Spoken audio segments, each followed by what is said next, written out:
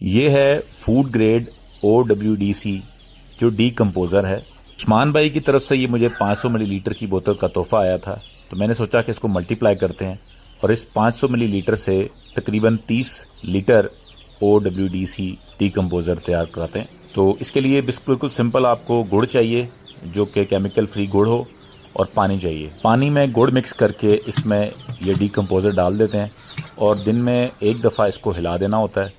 बहुत आसान है और बड़ा आसानी से आप इसको मल्टीप्लाई कर सकते हैं।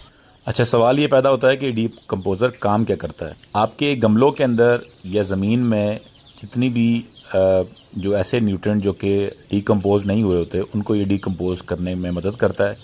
ये खाद का मुतबादिल नहीं है, लेकिन जो भी मिट्टी के अंदर जितने भी न्यूट्रिएंट मौजूद हैं उनको डीकम्पोज़ करता है।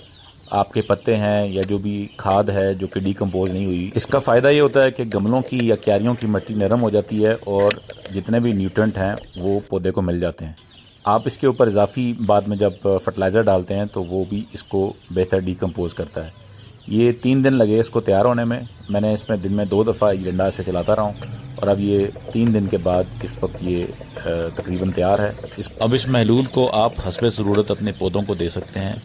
मैं 10 लीटर पानी के अंदर 1 लीटर ये मिक्स करके पौधों को दे दूँगा और फिर आपको इसका इफ़ेक्ट दिखाऊँगा।